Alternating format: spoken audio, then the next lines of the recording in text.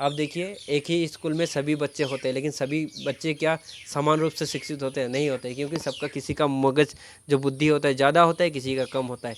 तो ब्रह्म ने किसी को ज़्यादा दिया है, किसी को कम दिया है। इसलिए वेद जो है सब उच्च बुद्धिमान लोगों के लिए है, वही लोग समझ पाएंगे वेद को, या बुद्धिमान लोग भी वेद को समझ नहीं पाते हैं। फिर हम और आप साधारण व्यक्ति कैसे समझेंगे? इसलिए पुराण बनाया गया ताकि सरलता से आप वेद की बातों को समझें। जय श्री राम, जय सनातन धर्म। दोस्तों आजकल हमारे सनातनियों के बीच में ही लड़ाई हो रहा है, किस बात को लेके? साकार और निराकार को लेके। दोस्तों एक पक्ष कह रहा है कि निराकार को पूजो, दूसरा पक्ष कह रहा है कि निराकार को पाने के लिए साकार को पूजना जरूरी है, नहीं तो आप निराकार को नहीं प्राप्त कर सकते। अब दोनों की ये मान्यता क्या है? देखिए दोनों एक ही धर्म को फॉलो करते हैं, सनातन धर्म को। फिर दोनों में डिबेट इस बात को होता है कि ब्रह्म तो निराकार है। फिर सामने वाला कहता है ब्रह्म अगर निराकार है तो वो सर्वशक्तिमान भी तो है, सर्वव्यापी भी तो है, तो हर जगह पे हर वस्तु पे तो वही है, आकार में भी तो वही है निराकार जो है। अगर वो निराकार है तो साकार में क्यों नहीं है? साकार में भी है, हम में भी है, आप में भी है, हर जगह है, क्योंकि ब्रह्म हर दिशा में हर जगह पे है, क्योंकि ब्रह्म जो है सर्वव्यापी है, सर्वशक्तिमान है। तो ब्रह्म का उद्देश्य क्या है? ब्रह्म ये कहता है कि मैं सृष्टि का कर्ता धर्ता हूँ, मैंने ही पूरे सृष्टि का रचना किया हूँ, मैंने ही बनाया मनुष्य, मैंने ही बनाया आकाश वायु जल इत्यादि सब कुछ, है ना। क्योंकि ब्रह्म जो है हमें किस लिए बनाया? हमें कर्तव्य करने के लिए। कर्तव्य यानी धर्म। तो क्या हम धर्म करने के लिए ही पैदा हुए हैं, कर्तव्य करने के लिए ही पैदा हुए हैं? नहीं ना, हमें सेवा करने के लिए भेजा है। और सेवा तभी होगा जब आपके अंदर जो है दूसरे के प्रति श्रद्धा भाव नहीं होगा। और ये श्रद्धा पहले भगवान और माता पिता के प्रति होना चाहिए। अगर माता पिता या भगवान के प्रति नहीं होगा तो आप किसी भी जीव जंतु को सेवा नहीं कर सकते। देखिए दोस्तों, हम भी जीव है, कुत्ता बिल्ली जो भी हो, मुर्गा हो, पशु जो भी है, उसमें भी जीव है, हम भी जीव हैं। तो क्या कर्तव्य करने से ब्रह्म को पा सकते हैं? क्योंकि हमारी तरह कर्तव्य तो उन लोगों भी कर रहे हैं, उनका खाना पीना जो उनका लिमिटेशन में है वो कर रहा है, बाकी जीव भी कर रहे हैं ना अपना काम, अपना कर्तव्य। उनका कर्तव्य क्या है? एक मुर्गा देखिए अपने बच्चों को अंडा देता है, अंडा देने के बाद बच्चे जो होते हैं उनको क्या करता है? उनको खाना पीना सिखाता है, फिर उसको कैसे जीना है वो सिखाता है, उसके बाद छोड़ देता है जब वो जान जाता है। तो वो अपना कर्तव्य करके फिर से वो अंडा देने लगते हैं ना। लेकिन हम मनुष्य जो है, हम ये करते हैं तब तक जब तक हमारे अंदर प्राण रहता है। हम अपने बच्चों को छोड़ते नहीं, है ना, तब तक नहीं छोड़ते जब तक हमारे अंदर प्राण है, मतलब जीव है। तो हमारा कर्तव्य क्या है? सिर्फ सेवा ही करना होता है। हमें छोड़ नहीं देना कि वो बड़ा हो गया अब जो चाहे करे, ऐसा नहीं कर सकते हम। उसको सही मार्ग तब तक ले जाना जब तक हमारे अंदर प्राण है। सिर्फ बच्चों को पालना ही हमारा कर्तव्य नहीं है, हमारा धर्म उतना ही नहीं है। तो हमारा जो धर्म है सेवा करना, सबका सेवा करना। अभी देखिए कर्तव्य जो है इंसान तो करता ही है अपना कर्तव्य, लेकिन सेवा सभी नहीं करते। तो अगर कर्तव्य करने से मोक्ष की प्राप्ति होती तो हर पशु जो कर रहा है वो भी मोक्ष की प्राप्ति कर लेता, क्योंकि आत्मा तो अमर है, अब आत्मा की मृत्यु नहीं होता है। वेद भी कहता है, पुराण भी कहता है, हर अलग अलग रिलीजन वाले भी करते हैं, है ना, कहते हैं। तो हम भी जो है जीव है ना, तो हमें मोक्ष की प्राप्ति होगी कब? जब हम सेवा करेंगे, क्योंकि हम सभी जीवों में श्रेष्ठ है और हमें ही सेवा करना है। अगर हम सेवा नहीं करेंगे तो हमें मोक्ष की प्राप्ति नहीं होगी। वरना अपना कर्तव्य करो, फिर परम ब्रह्म को यज्ञ करने की भी कोई ज़रूरत नहीं है। क्यों करें? हमें परम ब्रह्म ने सभी के लिए बनाया है, सबसे श्रेष्ठ बनाया है, हम सबसे बड़े हैं, इसलिए हमारा दायित्व है कि सबके ऊपर सेवा करें। वरना कर्म तो कर्तव्य सभी करते हैं। जीव जंतु अपना अपना कर्तव्य कर रहा है, जो करना है उनको करता ही है। वो उसको चर के आना है, चरता है, उसके बच्चों को पालना है वो भी देख लेता है, दूध वूध पिलाता है ना। तो हम जो है इतना में सीमित नहीं रहते, हमें करना है, कर्तव्य करना है, कर्तव्य के साथ साथ सेवा भी करना है। सिर्फ अपना कर्म कर रहा हूँ, अपने परिवार को पाल रहा हूँ, पोस रहा हूँ, उतना ही मेरा कर्तव्य नहीं है, या जो भी है, मतलब ऐसा करना हमारा कर्तव्य नहीं। हमारा कर्तव्य क्या है? हम अपने घर की सेवा करने के साथ साथ दूसरों का भी सेवा करें। सिर्फ इंसान का सेवा की बात नहीं कह रहा हूँ यहाँ पर, यहाँ जीव जंतुओं को भी आता है, दूसरे पशुओं के प्रति भी आता है, पेड़ पौधे के प्रति भी आता है। जैसे कि हम लोग सेवा किसके करते हैं? पेड़ का भी करते हैं, कि कहते हैं इसको मत काट, कहते हैं ना, ये भी तो सेवा ही है ना। हम उसको पूजते हैं, पूजते हैं मतलब रेस्पेक्ट करते हैं। देखिए हम ज़्यादा सभी पेड़ों में 4 पेड़ों को बहुत महत्व देते हैं। किस पेड़ को देते हैं?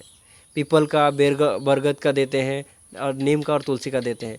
ये पूजनीय है, ये सम्मानीय है। हम मानते हैं ना सभी पेड़ों में ये उत्तम और श्रेष्ठ है, क्योंकि ये सबसे ज़्यादा ऑक्सीजन देने वाला पेड़ है, प्राण वायु देता है, इसलिए वो पूजनीय है।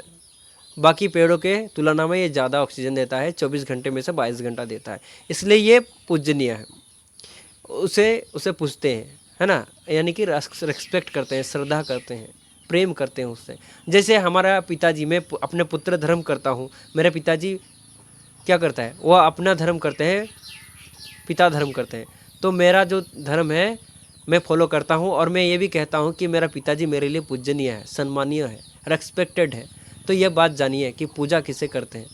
तो ये सब बातें जो है तभी होगा, सेवा भाव जब आएगा आपके अंदर, तभी आप अपना कर्तव्य करेंगे। नहीं तो जाने दो, पिताजी क्या, पिताजी उसका कर्तव्य था, वो मुझे पाल दिया, पोस दिया, आप छोड़ो, मेरा कर्तव्य करो ना करो, उससे क्या।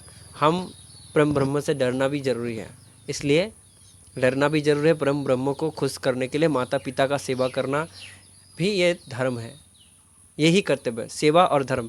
अगर धर्म कर रहे हैं मतलब कर्तव्य कर रहे हैं और सेवा नहीं कर रहे तो इसका व्यर्थ है। आपका जितना भी है भगवान को, जितना भी जल अर्पित करो, चाहे जितना भी तुम तो यज्ञ करो, कोई फ़ायदा नहीं। इसलिए सेवा करना बहुत मोस्ट इम्पोर्टेंट थिंग है, सिर्फ ह्यूमन के लिए नहीं है, जो नॉन ह्यूमन है उनको भी सेवा करना चाहिए।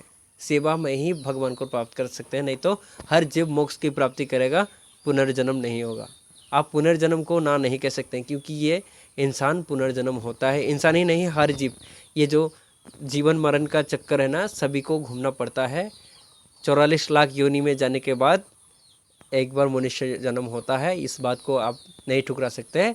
और वेद भी कहता है कि 44 लाख योनि है, और उसी योनि में हमें जाना होता है, चक्कर घुमाना पड़ता है। एक बार मनुष्य जन्म को व्यर्थ नहीं करना, ये सेवा के लिए बना है। इस शरीर को सेवा के में लगाओ, जीव जंतुओं से लेके हर इंसान के प्रति। लेकिन इसमें और भी एक बात है, विधर्मियों को भी सेवा करने का नहीं है। जो विधर्मी है उसको रास्ते पे लाओ, अगर नहीं ला आ रहा है तो साम दंड भेद का प्रयोग करो। अगर इससे भी नहीं हो पा रहा है तो जो अंतिम मार्ग होता है ना, वही अपनाना चाहिए। जड़ से ऐसे पेड़ को काट देना चाहिए जिससे दूसरा विधर्मी पैदा ना हो जाए। धर्म के खिलाफ जाने वाला, कर्तव्य से भागने वाला व्यक्ति को जड़ से मिटाना चाहिए, क्योंकि अहिंसा परम धर्म है। धर्म हिंसा तदेव चो, धर्म को बचाने के लिए, कर्तव्य को बचाने के लिए हिंसा करना पड़ेगा। यही है धर्म, यही कृष्ण भगवान भागवत में कहते हैं। तो ये बात आप सभी को जानना चाहिए कि आज जो वेद हमारे पास बचा है, इसे हमारी धर्म गुरुओं ने बचाया है। आज में जो समाज बचा है वो नहीं, जो आज कह रहा है कि ये मतलब वेद अलग है, पुराण अलग है, तो उनको बताओ हम साकार को पूजने वाले ही, मतलब हमारे पूर्वज जो है साकार को पूजने वाले ही वेद को बचाया है। वरना अगर कुछ दूसरा थोपना ही होता, पूजा को ही मेन मानते, तो वेद का नेस्तनाबूद हो जाता। वेद अभी दुनिया में होता ही नहीं, क्योंकि उसको हम लोगों ने बचाया है। वेद हमारी मूल सिद्धांत है, हम वेद को अपना सर्वोत्तम मानते हैं। लेकिन बिना सेवा किए आप भगवान परम ब्रह्म को नहीं प्राप्त कर सकते। ब्रह्म निराकार है, लेकिन वो सर्वव्यापी है, सर्वशक्तिमान है। जब जब धर्म संकट पड़ेगा तब तक भगवान धरती पे अवतरित होगा, और अवतरित होके वो सबको ज्ञान का मार्गदर्शन करेगा। वरना वो भगवान ही नहीं, अगर कुकर्म हो रहा है और आके मतलब वो देख ही रहा है बस, क्योंकि हमको देखने के लिए नहीं बनाया, वो हमें धर्म का मार्ग सिखाने के लिए, कर्तव्य सिखाने के लिए ही वो ऐसा करते हैं, अवतरित लेते हैं।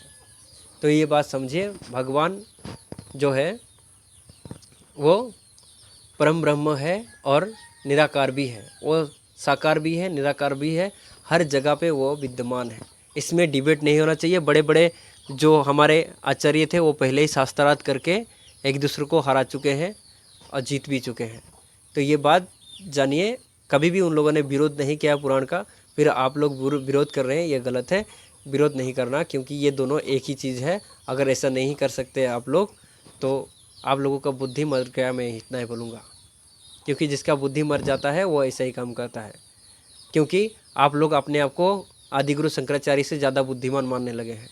आदिगुरु शंकराचार्य ने खुद मूर्ति का पूजा का ये प्रावधान निकाला था, उसने वो चारों वेदों का ज्ञाता था, उसने बौद्ध धर्म को साफ कर दिया भारत से। इसलिए आपको जानना चाहिए, उससे बड़ा विद्यमान है ही नहीं। उसने जो शास्त्रार्थ किया, ऐसा शास्त्रार्थ किसी ने नहीं किया। तब कोई वेद को बचाने वाला पार्टी नहीं था, इन्हीं लोगों ने बचाया। वेद को रक्षा करने के लिए आदिगुरु शंकराचार्य ने ही निकाला था, और 4 मठ की स्थापना भी आदिगुरु शंकराचार्य ने किया था। इसलिए आपको जानना चाहिए, आदिगुरु शंकराचार्य वो है जिसने सनातन धर्म का पुनर्स्थापना किया। नहीं तो सनातन धर्म भी खत्म हो जाता, आज हम मुसल्ले बन चुके होते, नहीं तो क्रिश्चियन बन चुके होते। फाइनल बात है, नहीं तो बुद्धिस्ट बन जाते। भाई उस समय बुद्धिस्ट के साथ लड़ाई हो रही थी। बुद्धिस्ट जो है सनातन धर्म को ख़त्म करने का प्लानिंग ले चुका था, और जड़ से उसको हटाने का काम किया तो आदिगुरु शंकराचार्य ने, जिसने साकार रूप में निराकार ब्रह्म को देखा है, और ये प्रमाण किया है कि जगत मिथ्या है और ब्रह्म सत्य है। इसलिए इसमें ज़्यादा डिबेट नहीं होना चाहिए। पुराण को भी मानना पड़ेगा आपको, वेद को भी मानना पड़ेगा। अगर आप वेद को मानेंगे तो आपको हम नहीं मानेंगे भाई। अब तुम जो चाहे करो, पुराण को नहीं मानेंगे तो डायरेक्ट विद्यमान नहीं हो सकते भाई, पुराण नहीं जान पाएंगे आप चाहे जितना भी वेद पढ़ लो, किसी भी आदमी, नॉर्मल आदमी को वेद का ज्ञान दे देगा, वो नहीं ले पाएगा। इसलिए उसको एक हिस्टोरी से ही उसको समझा सकते हैं।